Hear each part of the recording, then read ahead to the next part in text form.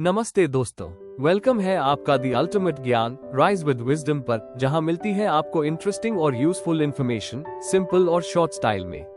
अगर आप नए हो तो सब्सक्राइब करना ना भूलना और बेल आइकॉन जरूर दबाओ ताकि कोई भी अमेजिंग अपडेट मिस ना हो जाए। तो आइए आरंभ करते हैं। प्रिय विद्यार्थियों, आज हम इतिहास के उस अध्याय में प्रवेश कर रहे हैं जो केवल घटनाओं या तिथियों का संकलन नहीं है, बल्कि आत्मा की उस गहराई तक पहुंचने की कोशिश है जहां इंसान और ईश्वर के बीच का रिश्ता केवल भक्ति और प्रेम के माध्यम से जुड़ता है। यह एक ऐसा समय था जब भारतवर्ष में सामाजिक ऊंच नीच, जातिवाद और धार्मिक कर्मकांडों से थके हुए लोगों ने एक ऐसा मार्ग अपनाया जहां ईश्वर तक पहुंचने के लिए कोई दरवाजा बंद नहीं था। न कोई जात पात की रुकावट, न कोई लिंग भेद और न ही धन या गरीबी की दीवारें। यही था भक्ति आंदोलन, भारतीय धार्मिक चेतना का सबसे मानवीय और सशक्त रूप। भारत की प्राचीन धार्मिक व्यवस्था में लोग अपने अपने क्षेत्रीय देवताओं की पूजा करते थे, पर जैसे जैसे छोटे गांव बड़े नगरों में बदले और नगर साम्राज्यों में लोग आपस में संपर्क में आने लगे, व्यापार और राजनीति के साथ ही धार्मिक विचारों का आदान प्रदान हुआ। इसी दौरान एक विचार प्रबल हुआ कि इस जीवन में जो सुख दुख हम भोगते हैं वह हमारे कर्मों के अनुसार है, और यह जन्म मरण का चक्र तब तक चलता रहता है जब तक हम मोक्ष न पालें। इस विचार के साथ साथ ये भी माना जाने लगा कि केवल उच्च जाति में जन्म लेने वाले ही मोक्ष के अधिकारी हैं। लेकिन कुछ लोगों ने इन मान्यताओं को चुनौती दी। उन्होंने बुद्ध और महावीर के सिद्धांतों को अपनाया, जिन्होंने कहा कि हर इंसान अपने प्रयासों से मोक्ष प्राप्त कर सकता है। इसी बीच एक और दिशा उभरी, जहां लोगों ने माना कि यदि हम सच्ची भक्ति और निस्वार्थ प्रेम से परमात्मा की ओर बढ़ें तो वह हमें इस बंधन से मुक्त कर सकता है। यही विचार धीरे धीरे बन गया भक्ति मार्ग, ईश्वर तक पहुंचने का एक व्यक्तिगत, प्रेमपूर्ण और सरल रास्ता। अब प्रश्न उठता है, भक्ति क्या है?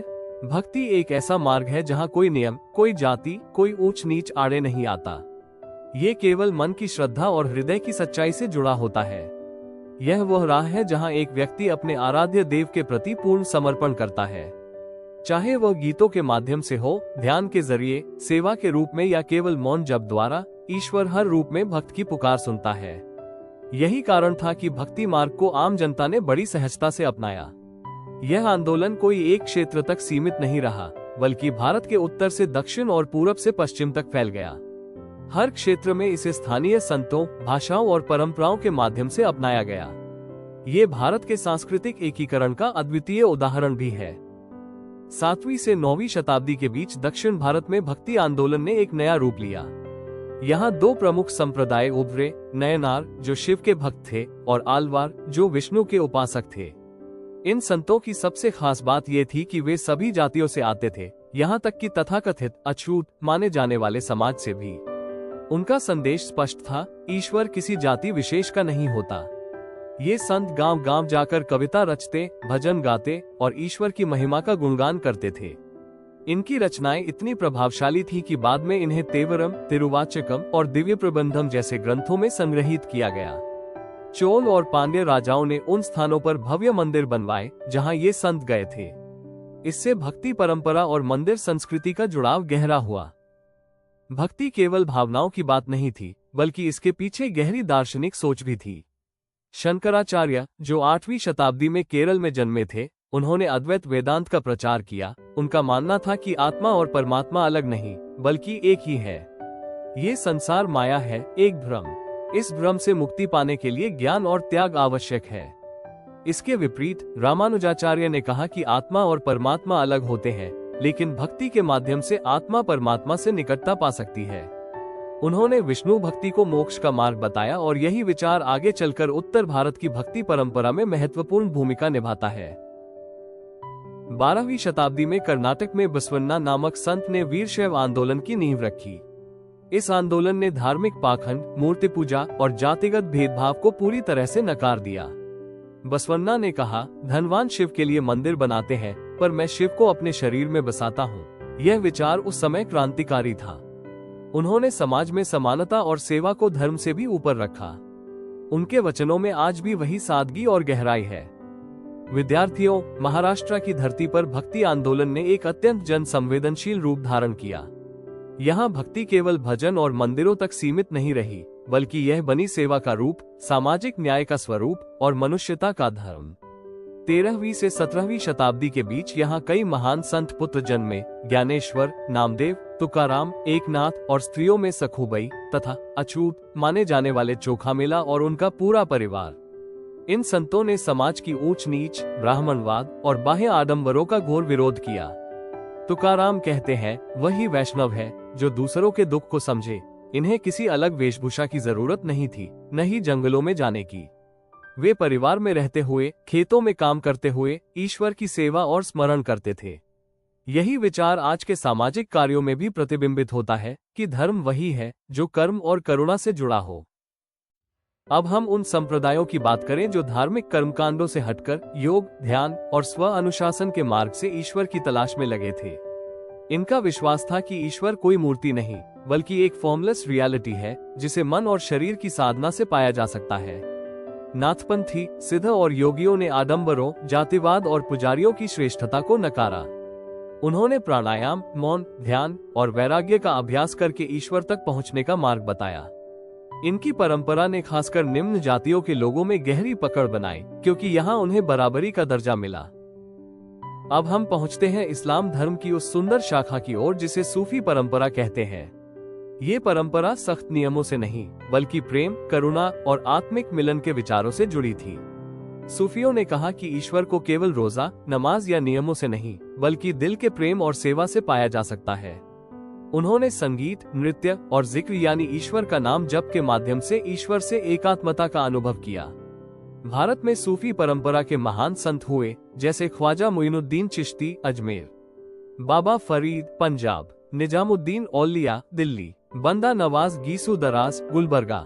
इनके दरगाहों में सभी धर्मों, जातियों के लोग आते थे, बिना किसी भेदभाव के। ये भारत में धार्मिक सहिष्णुता की जीती जागती मिसाल बन गया।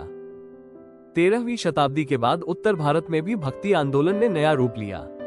ये समय था जब हिंदू और मुस्लिम धार्मिक रूढ़ियां आम जनजीवन को बोझिल बना चुकी थी। उसी समय कुछ संत आए जिन्होंने सभी धार्मिक पाखंडों को ठुकरा कर सीधे दिल से बात की। कबीर, धर्म से ऊपर सत्य के साथ। कबीर जी, जो बनारस के पास एक जुलाहा परिवार में पले बड़े, उन्होंने कहा, हरि पूरब, अल्लाह पश्चिम, खोजो मन के बीच। उन्होंने मूर्ति पूजा, मंदिर मस्जिद की श्रेष्ठता, जातिवाद और ढोंगपूर्ण आडंबरों का मजाक उड़ाया। कबीर ने जिस सरल भाषा में बात की, वो लोक भाषा थी जो हर गांव वाले को समझ आए। उनकी वाणी बिजय, कबीर ग्रंथावली और गुरु ग्रंथ साहिब में संरक्षित है। उन्होंने एक फॉर्मलेस गॉड की भक्ति का मार्ग दिखाया। गुरु नानक 15वीं शताब्दी में पंजाब में जन्मे। उन्होंने भी धार्मिक पाखंडों की निंदा की। उन्होंने कहा कि ईश्वर एक है, एक ओंकार सतनाम।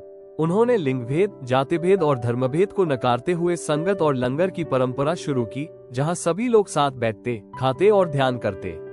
गुरु नानक के बाद उनके उत्तराधिकारियों ने उनकी वाणियों को गुरुमुखी लिपि में संकलित किया, जिसे आगे चलकर गुरु ग्रंथ साहिब जी कहा गया। गुरु गोविंद सिंह ने 1699 में खालसा पंथ की स्थापना की और सिखों को एक संगठित, आध्यात्मिक और राजनीतिक शक्ति के रूप में खड़ा किया।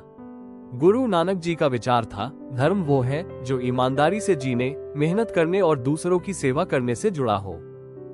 मीराबाई राजस्थान की राजकुमारी थी, पर उन्होंने श्री कृष्ण को अपना सब कुछ मान लिया।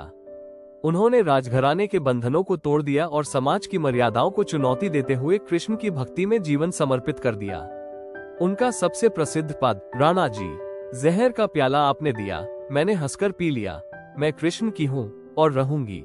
मीरा की भक्ति में विद्रोह भी था, प्रेम भी और समर्पण की चरम सीमा भी। उनकी रचनाएं आज भी भारत के गांवों में गाई जाती है।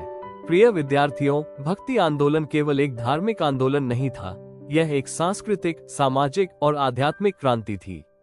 इसने हमें सिखाया कि ईश्वर तक पहुंचने का मार्ग दिल से होकर गुजरता है, न कि मंदिर, जाति, भाषा या वंश से।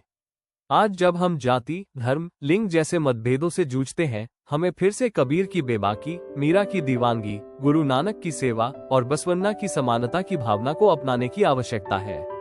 याद रखिए, भक्ति का मतलब है प्रेम, सेवा और सत्य के साथ जीना। ईश्वर तब नहीं मिलता जब हम जोर से चिल्लाते हैं, वो तब आता है जब हम किसी भूखे को खाना देते हैं, किसी दुखी को दिलासा देते हैं और किसी अनजाने को भाई बना लेते हैं। Thank you. अगर वीडियो पसंद आया हो तो एक लाइक जरूर कर देना और कमेंट में बताओ आपका क्या थॉट है। चैनल को सब्सक्राइब करो और शेयर करो अपने दोस्तों के साथ। नॉलेज बढ़ाओ फन के साथ। मिलते हैं नेक्स्ट वीडियो में, तब तक के लिए stay curious and keep learning and follow the ultimate Gyan. Rise with wisdom.